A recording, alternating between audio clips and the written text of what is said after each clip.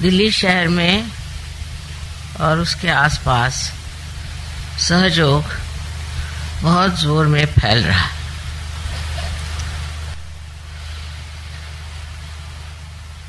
ये एक बड़ी आश्चर्य की बात है कि दिल्ली शहर राजधानी है और यहाँ अधिकतर लोग सत्ता लोलुप हैं। जो सत्ता पर है उनके आगे पीछे लोग दौड़ते हैं। लेकिन ये सब होते हुए भी अपनी आत्मशक्ति को खोजना, अपना आत्मबोध कराना और आत्म साक्षात्कार को प्राप्त होना, ये इच्छा रखना ही बहुत आश्चर्यजनक है। मुझे ऐसी उम्मीद नहीं थी,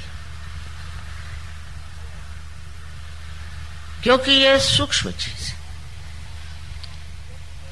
अत्यंत सूक्ष्म है। ऊपरी तरह से हम हर चीज को बहुत मानते हैं। जैसे है, मैंने बहुत बार आपके सामने उदाहरण दिया कि एक सुंदर सा चित्र अगर आप देख रहे हैं और उस चित्र में बरसात हो रही है, बहुत सुंदर फूल हैं, पक्षी उड़ रहे हैं और आप चित्र को देख के बहुत खुश हो रहे हैं। लेकिन उस चित्र की जो अनुभूति है वो आप में नहीं, इसलिए उसकी अनुभूति लेने की आवश्यकता है। और अनुभूति लेने के लिए एक बहुत सूक्ष्म विचार चाहिए। वो सूक्ष्म विचार आपके अंदर जागृत हो गया, यही कमाल है कि हमने अभी तक यथार्थ को पाया नहीं, हमने अभी तक असलियत को पाया नहीं। कोई न कोई ऐसी चीज है जिसके पीछे हम भागते हैं, उसमें सत्य नहीं है। और इस प्रकार मनुष्य कहां से कहां भटक जाता है। बाह्यता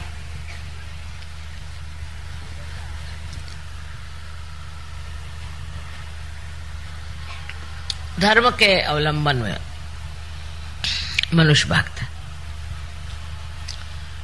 मेरा ये धर्म है, मैं बड़ा ऊंचा हूं। दूसरा कहेगा मेरा धर्म है, मैं बड़ा ऊंचा। तीसरा कहेगा मेरा ये धर्म है, मैं बड़ा ऊंचा। और बहुत से ऐसे भी हैं जो कहते हैं कि जो हमको मिलना है हम ही पालेंगे, हम क्यों सहयोग करें, हम खुद ही से पालेंगे। इस प्रकार दो तरह के लोग देखे गए। एक तो जो अपने अहंभाव में खो गए और दूसरे जो हैं वो शरणागत होकर गलत चीजों में घुस गए।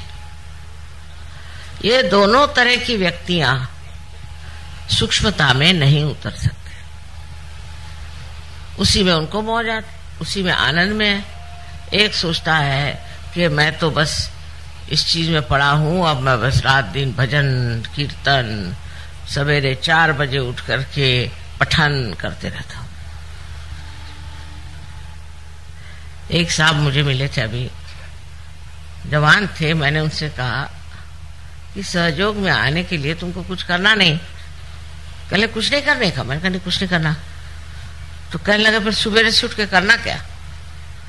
कुछ तो करना ही चाहिए सुबह से उठ के। तो ये जो भावना हमारे अंदर है कि हमें अपने को प्राप्त करने के लिए, अपने को जानने के लिए कुछ करना है, सो गलत है। ये तो आप लोग जान गए कि बगैर कुछ किए ही आप सहज को प्राप्त हो गए। अब दूसरे अहंकारी हैं जो सोचते हैं कि हमको क्या करना, हम ही इसको खोज लेंगे, हम ही इसे पालेंगे। तो उनकी तो बात छोड़ ही दीजिए। उनसे भिड़ने से अपनी खोपड़ी खराब करने से कोई नहीं। और दुनिया में सभी लोग होंगे ऐसे, ये भी सोचना मेरे ख्याल से गलत बात है। बहुत से लोग लेकिन इस कलयुग में परिवर्तित हो जाएंगे।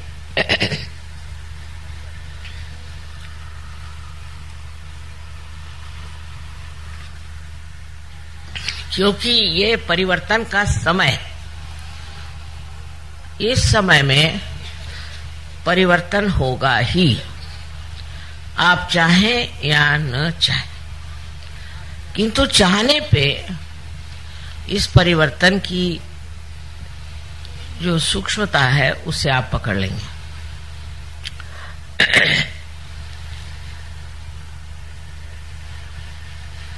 उदाहरण के लिए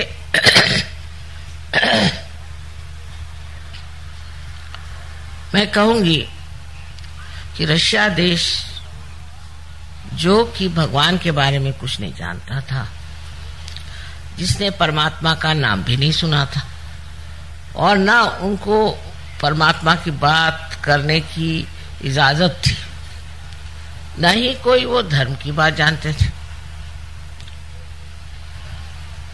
और बड़ी ताड़ना में, बड़ी कठिन समस्याओं में वो बेचारे बंद थे, घुट रहे थे।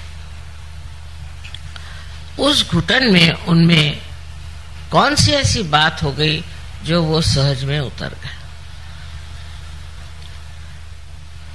किस बात के कारण ये लोग एकदम से सहज में आ गए? वो बात है जिसे हम कहते हैं कि अपने को पहचानना। इसको अंग्रेजी में इंट्रोस्पेक्शन कहते हैं। हम अगर ये समझे बैठे कि हम परिपूर्ण हैं तो कार्य नहीं हो सकता। हमको ये देखना चाहिए कि हमारे अंदर कौन से दोष हैं, और सहयोगी होने के बाद भी ये देखना अत्यावश्यक है। सहयोग फैल रहा है, फैलती हुई चीज फट भी जाती है, और जो हमारे अंदर सूक्ष्म से सूक्ष्म ऐसे दोष हैं वो पकड़ लेते हैं। मैं इस बार आई तो सुना कि नोएडा के जो गाने वाले थे उनमें 2 भाग हो गए। फिर सुना कि ये नोएडा में भी 2 ग्रुप हो गए। फिर और जगह भी ऐसे 2 ग्रुप हो गए, कहीं 4 ग्रुप हो गए, कहीं 5 ग्रुप। ये बहुत खतरनाक चीज है। अब ग्रुप कैसे बनते हैं इसको बारीकी से देखना चाहिए। ईसा मसीह ने कहा था कि बिवेयर ऑफ मर्मरिंग सोल। कुछ लोगों की आदत होती है कि वो कुछ न कुछ किसी के दोष देकर बोलना शुरू कर देते कि उनका ऐसा है, उनका वैसा है। फिर 4 और इकट्ठे हो जाते हैं, फिर 10 और इकट्ठे हो जाते हैं। आप दूसरों का दोष देखने के लिए अगर आए हैं तो बेहतर है आप किसी न्यूज़पेपर में चले जाइए। यहां तो आप अपने को पूर्णतया एक आत्म साक्षात्कारी बनाने के लिए आए। तब अपने ही दोष देखना ठीक है, क्योंकि अपने दोष हम ही ठीक कर सकते हैं, दूसरे तो ठीक नहीं कर सकते। दूसरों के दोष देखने से हमारे दोष कैसे ठीक होंगे ये मेरी समझ में नहीं आता। इसलिए इस तरह की जो एक विशेष तरह की हस्ती होती जिसे मर्मरिंग सोल कहा गया, जो दूसरों के बारे में बताते रहते हैं, मेरे सामने भी चलता है, उन्होंने ऐसे किया, उन्होंने वैसे किया, उन्होंने, आपने क्या किया?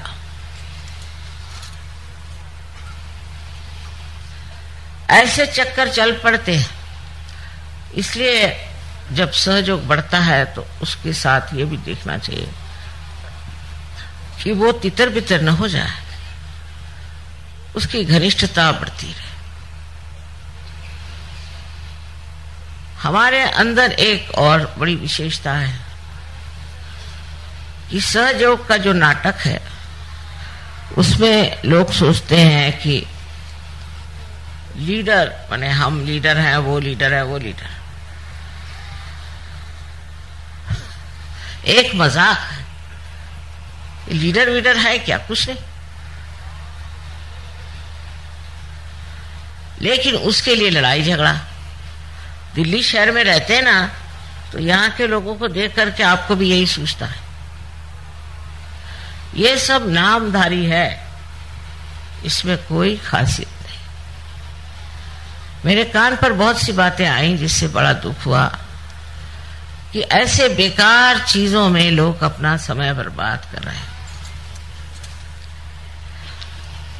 जिस तरह से रशिया में हुआ है वैसा होना शायद यहाँ संभव न हो, क्योंकि हम लोग अमन चैन से हैं, सब कुछ ठीक ठाक है, ऐसा कोई दबाव हमारे ऊपर नहीं। तो जिनके पास कोई काम धंधा नहीं है वो ऐसे ही धंधे करते बैठते हैं, इधर से उधर बात लगा, उधर से उधर बात लगा। तो एक दूसरों की स्पर्धा करना या जलना ये सहयोग में हो ही नहीं सकता। अगर ये सब कुछ आपको हो रहा है तो आप समझ लो अभी आप सहज के दर किनारे भी नहीं।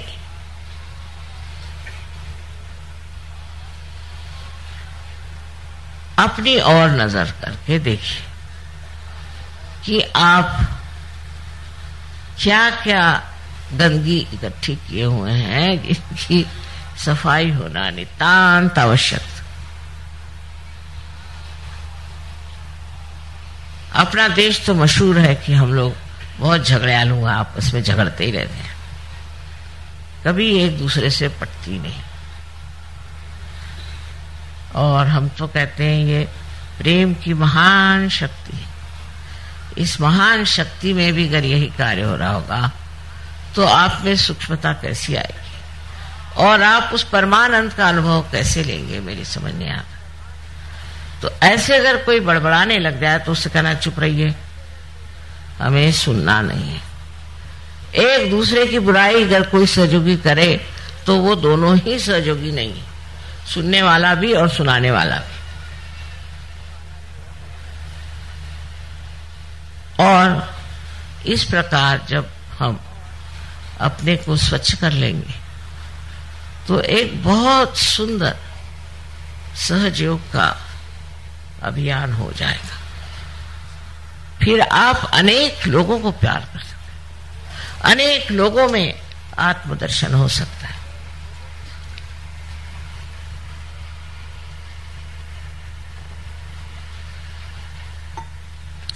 अब अपनी जिम्मेदारी को आप समझें। आज संसार में रोज अखबार पढ़िए तो रोना ही आता है, क्या न क्या गड़बड़ हो रही है, हर तरफ से कैसा आतंक मचा। ऐसी समय में आप संत हो गए, आप आत्म साक्षात्कार हो गए, आप इतने ऊंचे स्थान पे चले गए। अब आपकी जिम्मेदारी ये है कि ये जो कुछ गड़बड़ियां इसको अपने आत्मबल से रोक लो, इसे ठीक करें। आपको लड़ने झगड़ने की किसी चीज की जरूरत नहीं है, क्योंकि आपके अंदर वो आत्मबल है जिस बल बूते पर आप ये जो तनाव, जो झगड़े, जो आफते आज अपने देश में हैं उन्हें पूरी तरह से आप ठीक कर सकते। दूसरी सहयोग की महत्ता ये है कि जो ये लोग अपने को आज तक समझे बैठे हैं कि वह हम कुछ भी करें, चोरी करें, चकारी करें, ये करें, वो करें, चल नहीं सकता। अब सब चीज जो है प्रकाशित होगी, सब चीज प्रकाश में आएगी। जो गड़बड़ करेगा वो प्रकाश में आएगा। इसलिए आपको सतर्क रहना चाहिए और ऐसे लोगों के पीछे जाने की कोई जरूरत नहीं। धर्म का मतलब सिर्फ इतना ही नहीं कि धारणा करना और आप साधु बाबा बन के और समाधि लगा के बैठ गए, बिल्कुल। ये सहयोग में मतलब नहीं, और जगह होता हो। लेकिन धर्म का मतलब ये है कि जो धर्म आपने धारण किया, जिस धर्म के कारण आपके अंदर इतनी विशेषताएं आ गई, जिसके कारण आज आप आनंद विभोर हैं, वो धर्म भी दूसरों में बांटे और इस धर्म के अपने माध्यम से दर्शन दें। आपको देखकर लोग कहें कि ये कोई विशेष है। लेकिन आप अगर और लोगों की तरह ही आपसी लड़ाई और तमाशगिरी करें तो कौन मानेगा कि आप सहयोगी हैं? आपकी शांति, आपका औदार्य और आपकी सहिष्णुता सब कुछ एक साथ देख करके कोई भी अचंभे में पड़ेगा। और आपके अंदर सारी शक्तियां हैं, आपको हाथ चलाने की जरूरत नहीं, कुछ कहने की जरूरत नहीं। करने वाले बहुत बैठे हो, आप जानते हैं इस बात को, और वो जो करने वाले हैं वो सब कर बैठेंगे। सिर्फ आप शांतिपूर्वक अडिग देखते मात्र रहें, सारा नाटक आप देखते रहें जो आप कर सकते। तो एक तरफ तो अपनी और नजर होनी चाहिए कि मैं क्या कर रहा हूं, मैं कौन से गर्त में घुसा जा रहा हूं, ये चार लोग बड़बड़ा रहे हैं, मैं इन्हीं के साथ लग गया हूं क्या? और दूसरी तरफ नजर बाहर कि मेरे कारण कुछ लोगों को लाभ हो रहा है कि नहीं, कि मैं अपने स्वार्थ के लिए सहयोग में आया। अब पहले से हालत बहुत ठीक है। शुरू में तो ऐसी चिट्ठियां आती थी कि बस मेरे माँ के बाप के फलाने के ठिकाने के टुकाने के कुछ के उसको बीमारी हो गई, माँ उसे ठीक करो। सारे दुनिया के ठेकेदारी और सहयोगी भी बहुत लगे रहते थे। अब वो चीज छूट गई, उतनी खुदगर्जी खत्म हो गई। अब दूसरों के बारे में जरूर सोचने लगे, पर तो भी ये जिद है कि आपको तो आना ही पड़ेगा लखनऊ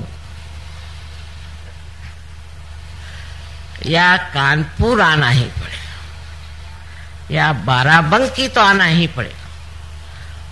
लेकिन बाराबंकी से आप लखनऊ तशरीफ क्यों नहीं ले आते?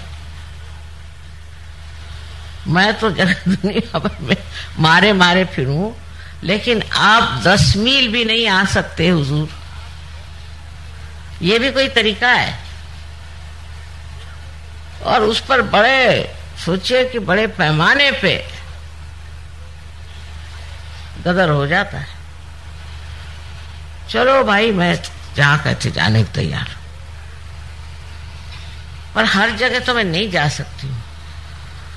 तो मैं देखती हूं कि इसमें भी एक अहंकार तो नहीं कहूंगी मैं, पर एक चिपका हुआ सिक्का है कि हम लखनऊ में रहते तो लखनऊ, बंबई में रहते तो बंबई, और दिल्ली में रहते तो दिल्ली। अगर माँ एक मर्तबा दिल्ली नहीं आए तो सब लोगों की हालत खराब हो जाए। दिल्ली जरूर आए, और फिर लखनऊ जरूर आए, फिर बनारस जरूर आए, फिर कलकत्ते जरूर आए। ये मैं जो देखती हूँ कि आप इतने स्थानिक कैसे, लोकलाइज जिसको बोलते हैं। फिर कहेंगे कि नहीं आप नोएडा ही है, नोएडा नहीं आते तो और कोई यहाँ गली कूचे बहुत है वहां आ जाइए।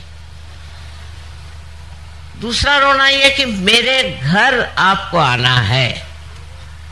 अब इतनों के घर जाने के लिए कोई नया जन्म लेना पड़ेगा। इस पर भी बड़ी नाराजी कि माँ आप मेरे घर आई नहीं, मेरे घर आके आपको खाना खाना है। फिर ये मेरा बेटा है, फिर ये मेरा पति है, मेरी पत्नी है, मेरा मेरा मेरा मेरा मेरा। जब तक ये ममत्व नहीं छूटने वाला तब तक आप सहयोग में कैसे उतरेंगे? ठीक है, आपकी जिम्मेदारियां हैं, उसको निभाओ, पर वो मुझ पर मत ला दो। मेरे बेटे को देखना ही चाहिए, मेरे बेटे को नाम दीजिए, फलाना ठिकाना। सुबह से शाम तक नाम देते देते मैं तो हार गई। मैं सोचने में एक डिक्शनरी बना लूं।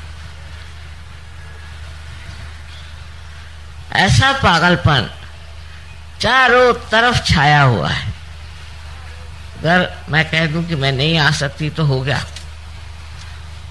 मतलब फिर उसके बाद तो समझ लीजिए कि वो कहेंगे कि माँ हमारी क्या गलती हो गई, हमने कौन सा पाप किया। अरे भाई नहीं आ सकती मैं, इसमें कोई पाप नहीं है। तो ये बड़ी सूक्ष्म चीज है, इसको होना चाहिए। ये चिपकी हुई चीज है आपके अंदर, ये मेरा तेरा। कबीरदास जी ने एक बड़ी सुंदर बात कही कि जब बकरी जिंदा होती है तो मैं करती है, जैसे हम लोग भी करते हैं। पर जब मर जाती है तो उसके दांत से धुनकनी की तांत बनाते हैं, और जब धुनकनी चलाई जाती तो कहते तू ही तू ही तू ही। जब तक ये तू ही का हमारे अंदर स्वर नहीं चलेगा, आप मुझे इसके लिए क्षमा कीजिए कि कोई भी काम आपके नहीं हो सकते।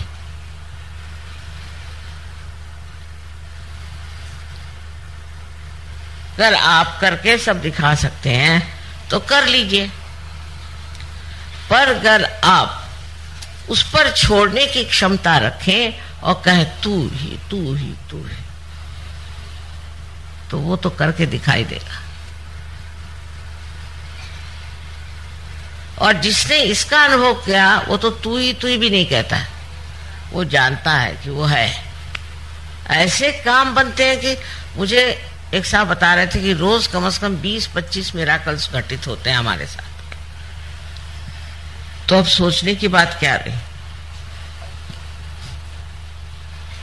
जब आप परमात्मा के साम्राज्य में आ गए, पूरी तरह से आपको ये विश्वास कर लेना चाहिए कि एक आप बहुत महत्वपूर्ण नागरिक हैं उस साम्राज्य के जहां पर सारे देवदूत आपके शरण में हैं। जो कुछ भी कमी हो उसे वो पूरी कर देते, लेकिन उसका देखना भी आना चाहिए, उसकी दृष्टि भी होनी चाहिए। अगर आपके ऊपर हजारों ऐसे नजारे उतारे जाएं और आप देख ही नहीं सकते तो फायदा क्या, अंधों को दिखाने से फायदा क्या। इस प्रकार के आप सबको अनुभव आए